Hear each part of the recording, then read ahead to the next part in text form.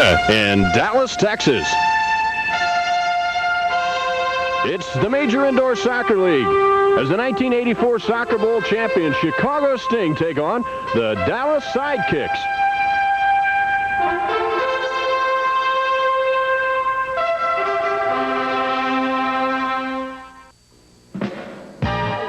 Texas. It's a new building, Reunion Arena, and it's a new team, the Dallas Sidekicks. They're an expansion franchise in the Major Indoor Soccer League. They struggled when they first got going. Now they seem to be falling into the tempo of indoor soccer, and as a result, they are a formative opponent for the Sting tonight. But if you were with us last Wednesday night, the Chicago Sting suffered a tremendous setback when one of the finest players for the Sting all season, Jerry Gray, suffered a fractured leg. This hurt the Chicago Sting, but one thing it did is it allowed a player to come out who has not seen a lot of playing time. Kenny Stern, Chico Moreira got some playing time. Is he going to be able to fill the shoes of the fine Jerry Gray? Well, it's a little bit difficult to fill the shoes of Jerry Gray. Jerry was on a record pace as far as assists. He already had 40 assists and not even halfway through the season. But Chico Moreira did very well in his first game. Willie Roy likes to bring a new player on slowly, and although Chico Moreira has a lot of experience, the 26-year-old played for Nacional, one of the finer Uruguayan teams. And although he has a lot of experience, Willie Roy likes to bring him on slow. But unfortunately, he had to push Chico Moreira, and he's done well. Well, that's a little bit of the good news. Some of the best news is, though, is Pato Marhetic returns for the Chicago Sting. That's right. Pato Marhetic returned 2 big goals in the victory against Los Angeles. May have been the difference in that game. And it's a little easier to return from a knee injury at home. And now a new test for Pato. Will the knee hold out on the road when they're kicking you a little bit harder and it's a little bit tougher? All right, that's Pato's back. We know Jerry Gray is injured. Any other severe injuries for the Chicago Sting? Well, no severe injuries. Chicago will be without a few top players. Neil Roberts, who is ready to play, but Willie Roy would like to give him a little more time to recuperate. He played in the last game, did well, but Neil Roberts should be ready for the next one. As we see already, Jerry Gray out for the season. Also, Mike Leshev won't be playing with an injured ankle, and Frank Klopas missed the trip as well with a groin pull. Well, for you outdoor soccer fans, there's a familiar name on this Chicago or the Dallas Sidekick team, Tatu. A single name, but a tremendous player. That's right, Tatu, an outstanding player, inside and outside. Already a 4-year veteran, although he's only 22 years of age. Here in Dallas, they have a ritual where Tatu, after he scores a goal, will run up and take his shirt off, do a little dance, and throw his shirt into the crowd. And I'm sure Willie Roy, if he wants to stop Tatu, may have one of his defenders staple his shirt to his shorts. An expensive habit. Stay with us. The Major Indoor Soccer League Chicago Sting here on WGN. All the game action coming up right after this.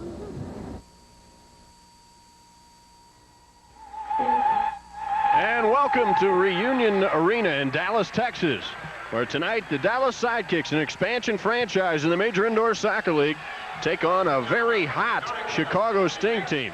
Kenny Stern, Chicago has won 16 of their last 19 games, the best in the MISL.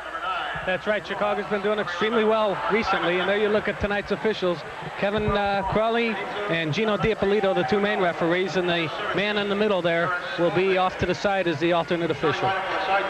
And in all Major Indoor Soccer League contests, the referees wearing red to distinguish themselves on the field as opposed to the team uniforms of either team.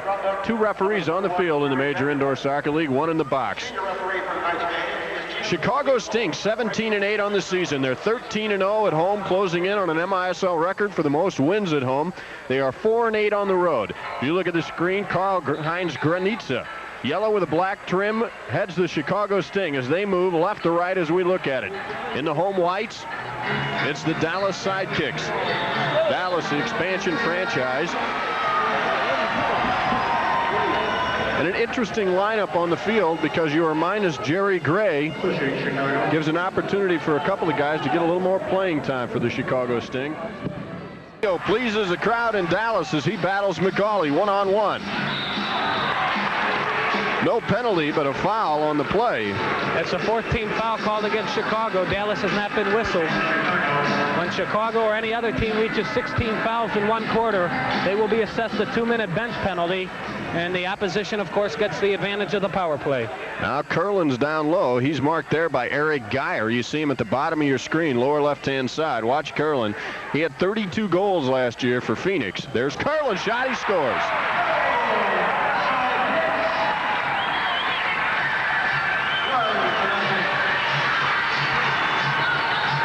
So Dallas gets on the board first. Watch it from the end zone.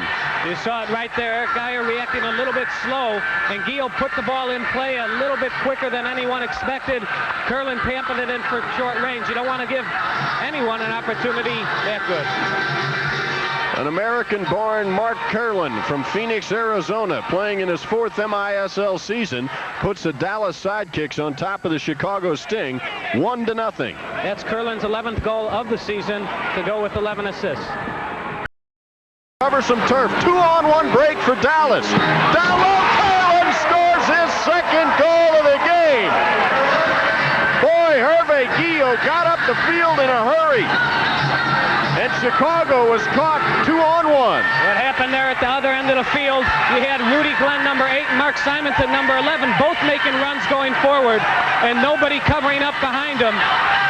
And in that situation, Franz Mathieu was left in a 2-on-1 situation. Gio put the ball nicely through to Curlin, and Curlin finished it off well with the 1 touch before Nogueira could react. Manny Rojas, Franz Mathieu. Mathieu tees it up just wide. And the horn goes off. We've played the first of 4 15-minute quarters here in Dallas Reunion Arena, and the Dallas Sidekicks lead the Chicago Sting 2-0. Patented run. He returned to the lineup on Saturday against LA when he scored 2 goals, 2 big goals. Granitza and Marhetic. Franz Mathieu takes the shot, blocked out in front. Simonton now breaks down on right wing. Mark Simonton lays it off the punch. Karl-Heinz Granitza!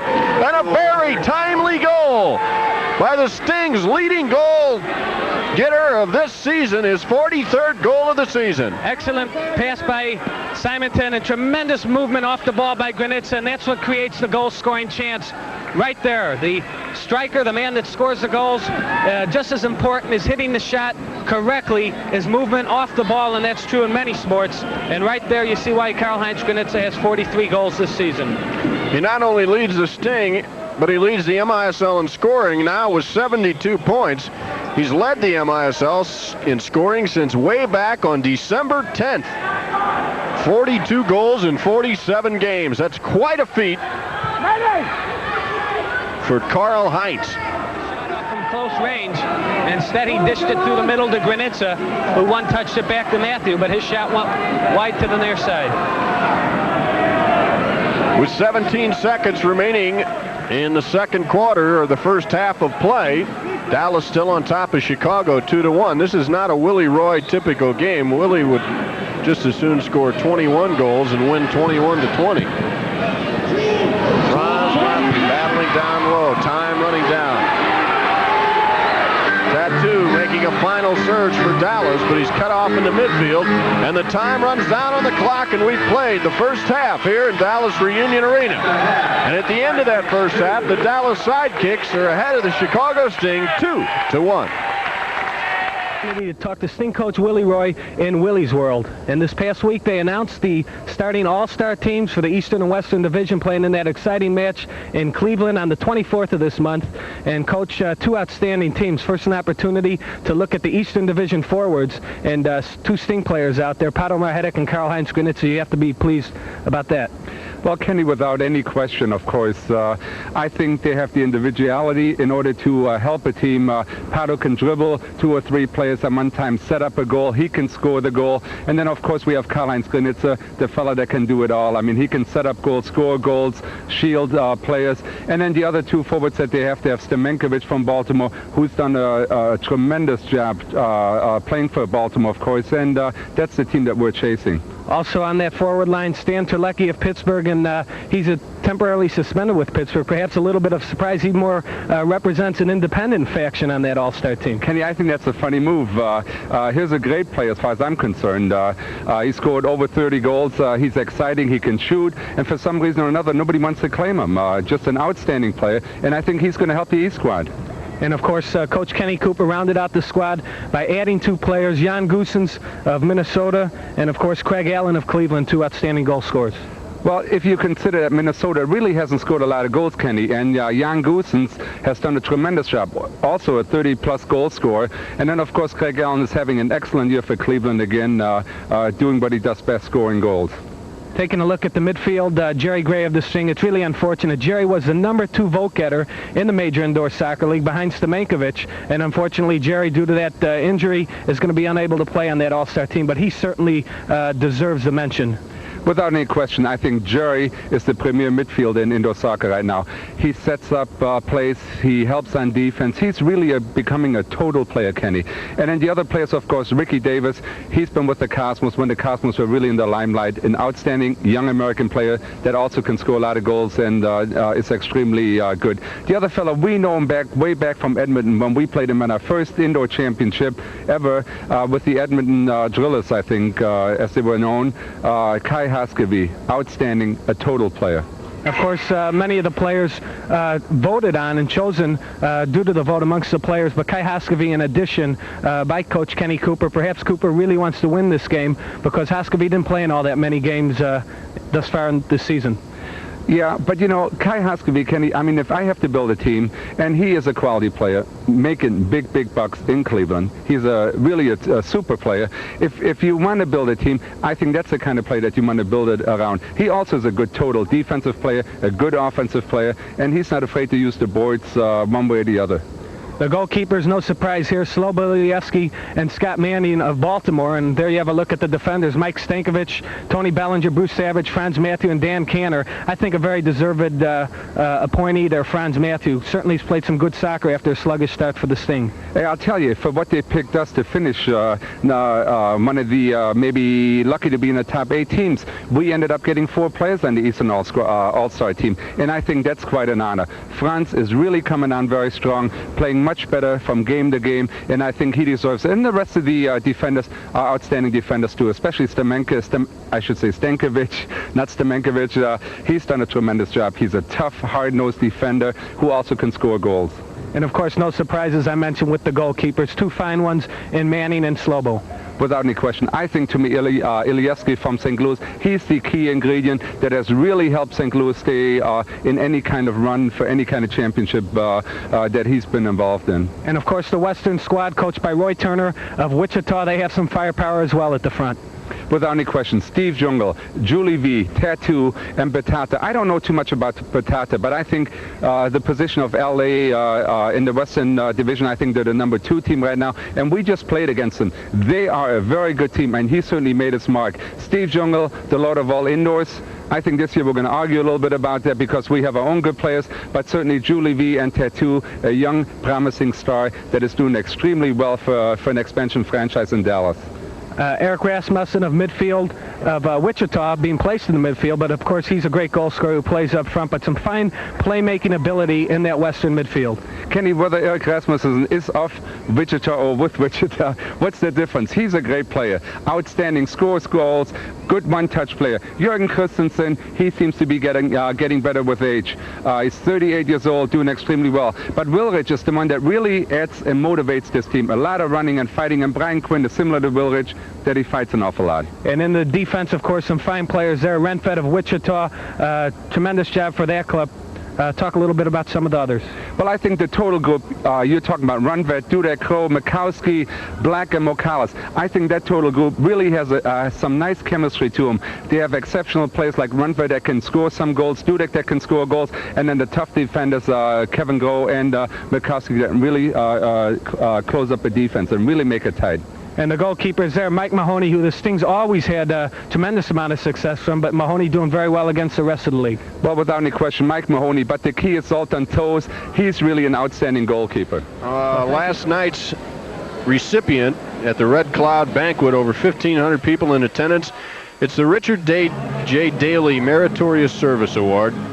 It was presented by last year's winner by the White Sox GM, Roland Heeman, and it went to Lee Stern, who owns and operates the Chicago Sting team, and for his distinguished services to the city of Chicago and to athletics in general in the city of Chicago, but more importantly, his staying power with the Chicago Sting that has seen him come off an outdoor championship and now into contention for the Major Indoor Soccer League Championship. Congratulations to Lee Stern, the winner last night of the Richard J. Daley Meritorious Service Award. Halftime stats, Kenny.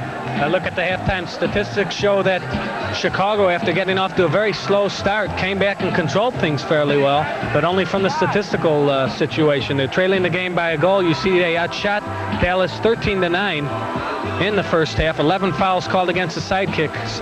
The Sting were only whistled for 8. Each team was called for the six foul in the quarter rule, and had to serve a bench penalty. Neither team able to convert on the power play. 5 saves for Van Beveren. Victor Nogueira only having to make 3 saves, but Victor did an outstanding job in the first half of coming out of the net and coming forward and using his feet very well.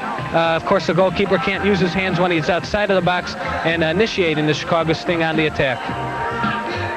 There you see at the end of the first quarter, Wichita very quickly jumping out on Cleveland by a 3-0 score.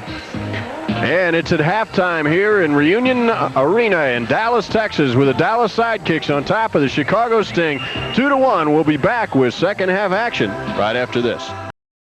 Finally returned to form. He had missed 5 games due to an injured left thigh. It's still taped up, and you see the padding he wears on that.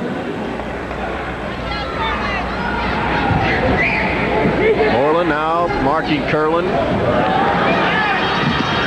Hayden Knight closes in. Curlin still in control. Curlin still in control. Great play. Franz Matthew breaks Chicago out of their own zone across the midfield stripe. Matthew takes the defender on one-on-one. Nice play by Mike Uremovich, number 4 of the Dallas Sidekicks. Uremovich intercepts and gives it back to his keeper. Uremovich showing some of the form from his old New York Arrows days. Curlin now takes Moreland on, and Hayden Knight closes in, and they go 2-on-1. Curlin still open. Tees off, blocked by Moreland. Shot, he scores! Give all the credit to Mark Curlin on this play as he maintained control. Well, that's been the combination that has worked so well for Dallas. Curlin and Gio. Gio assisting on 2 of Curlin's goals, and now Curlin assisting on Gio's goal. That was the case right there. Chicago just could not get the line change in time.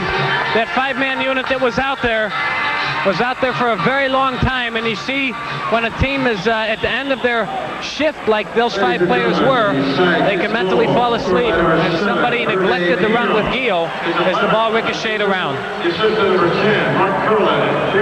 And once again, the Chicago Sting fall behind by 2 goals. But by no means are the Sting out of it.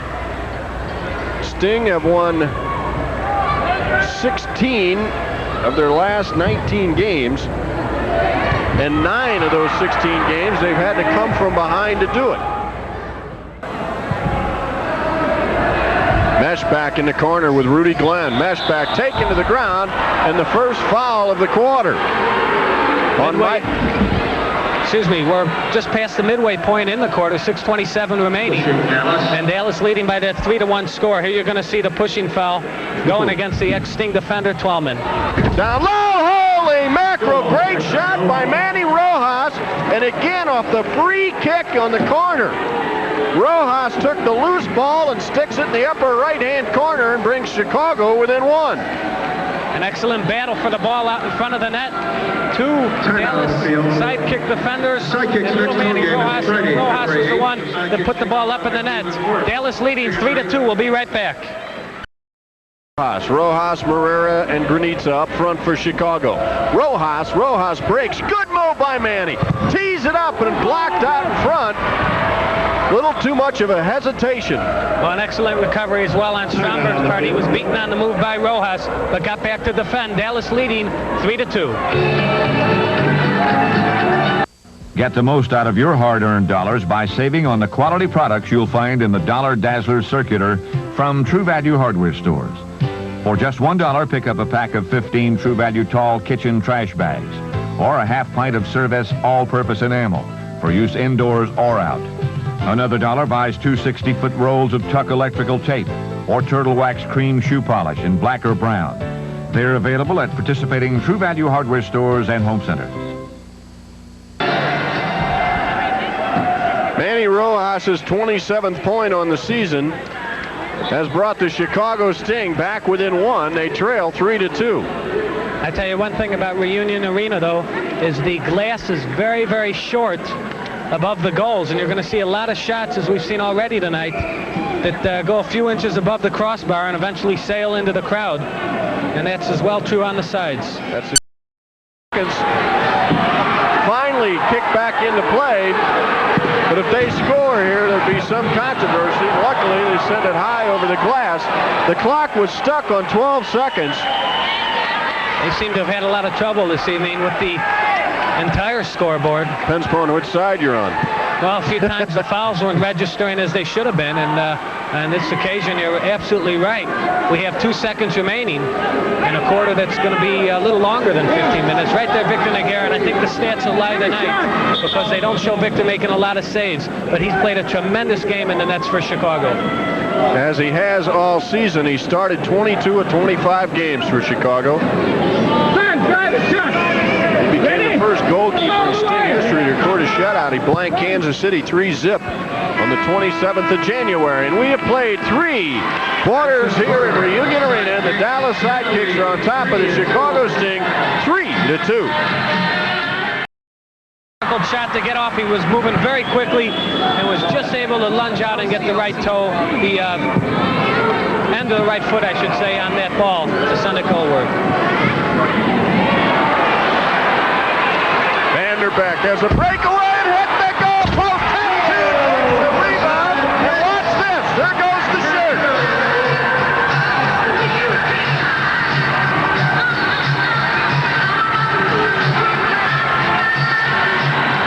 Well, undoubtedly, the play was initiated out of the back. A fine defensive tackle by Mike Twellman. On the ball, center forward. The defense let Vanderbeck get behind him. And his shot caromed off the post. Tatu finished the rebound very, very well. That's his 30th goal of the season. And many of those goals coming here at Dallas Reunion Arena. I don't believe he takes his shirt off on the road. Was he scored on the road? They can't carry all that luggage. Tatu, number 9, with an unusual and probably very expensive habit here in Dallas. Every time he scores a goal, he takes his jersey off and throws it into the stands. That's 30 jerseys thus far this season, sports fans. And the Sting fall behind by 2 goals once again. Strombeck, who is marking up on Granitza right now, he plays and he just plays with his tongue on the right side of his mouth. I thought he had a chaw of tobacco. Seen in any sport.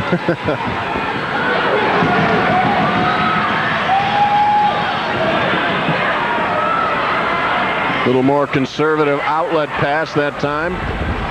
And Dallas in control. It's Vanderbeck, Tatu, and Hervé Guillot on the field.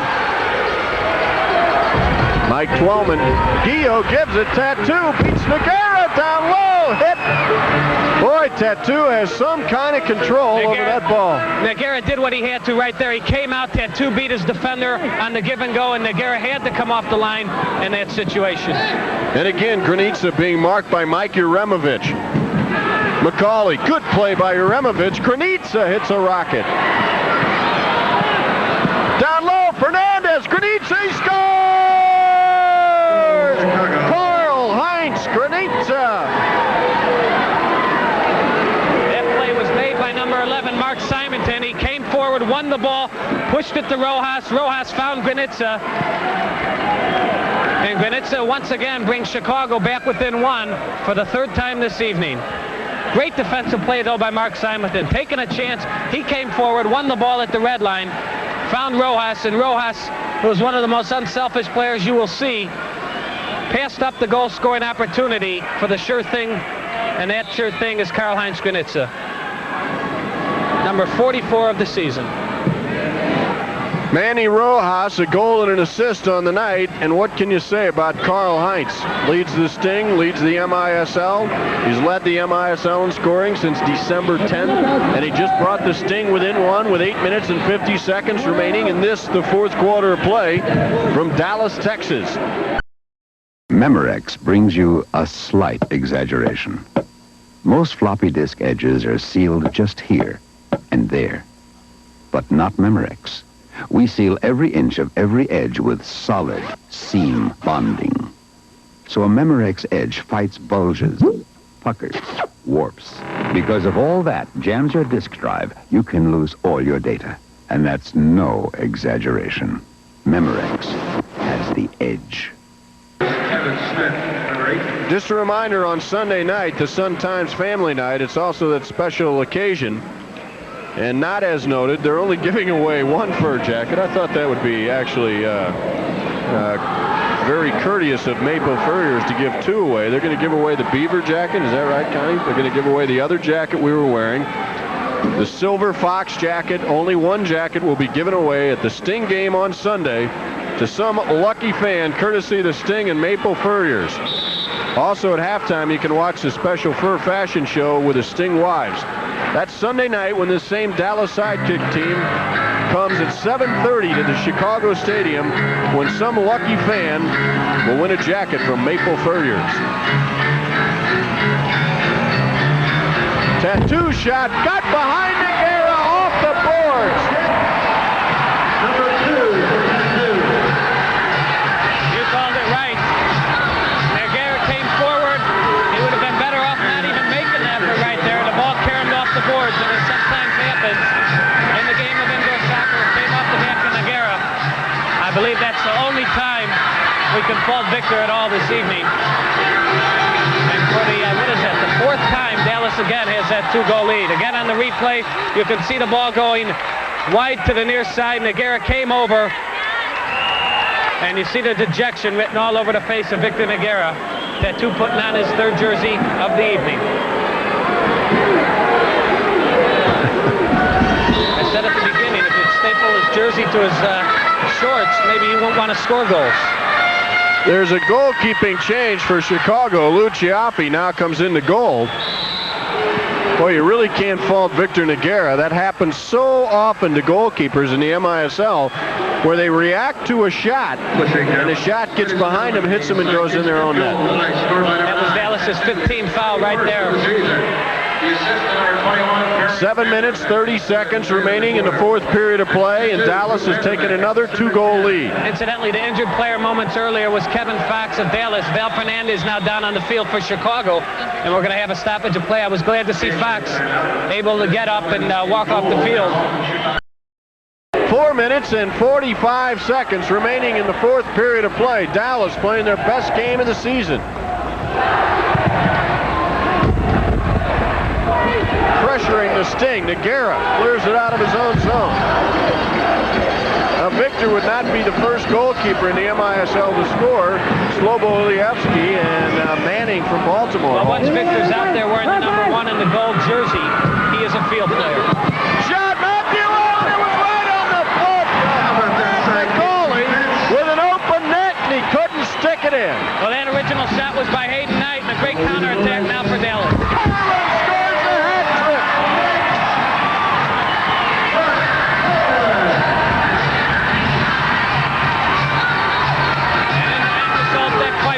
Will be the difference in the game.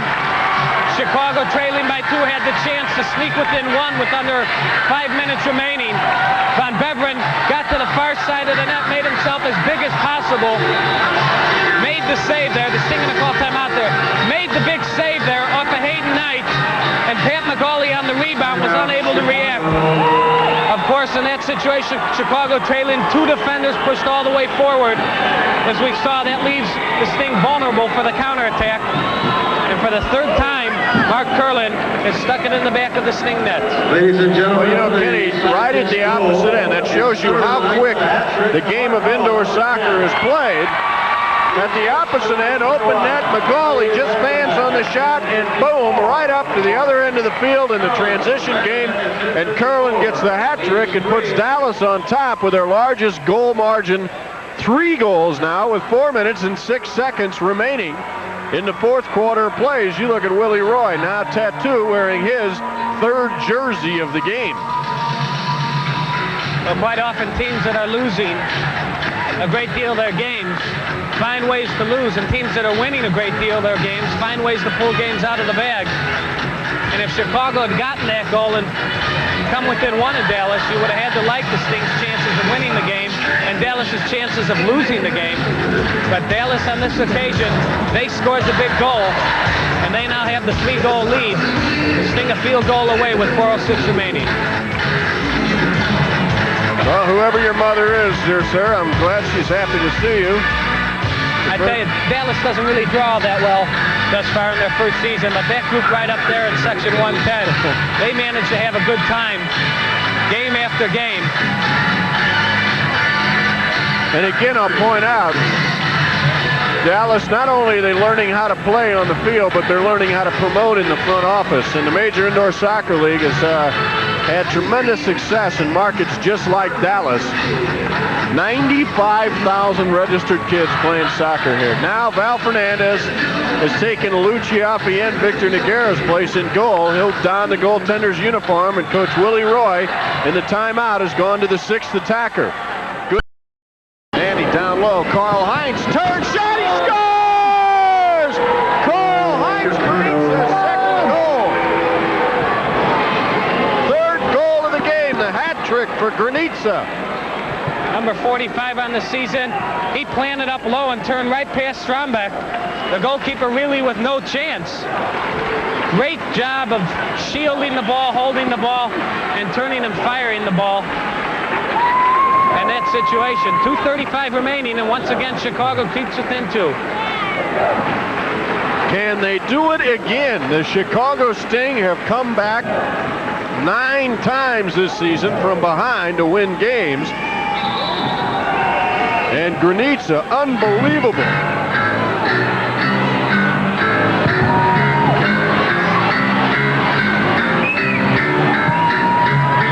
And Dallas still playing with 5 team fouls.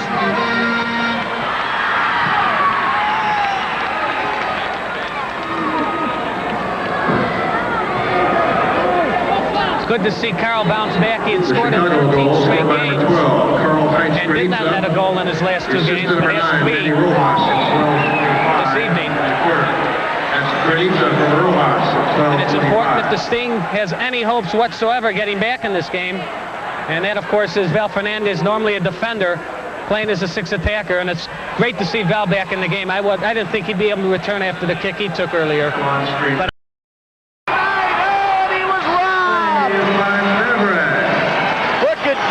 streak down right wing. Time running down. 33 seconds. 15 left on the penalty.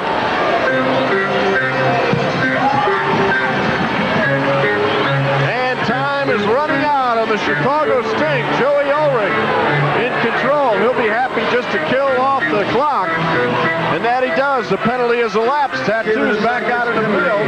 And the teams are playing at even strength. You hear the crowd count it down.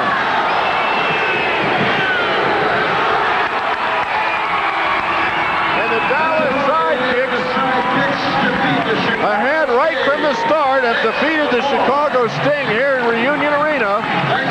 The final score, the Dallas Sidekicks 6, the Chicago Sting 4. We'll be back with post-game highlights in a moment.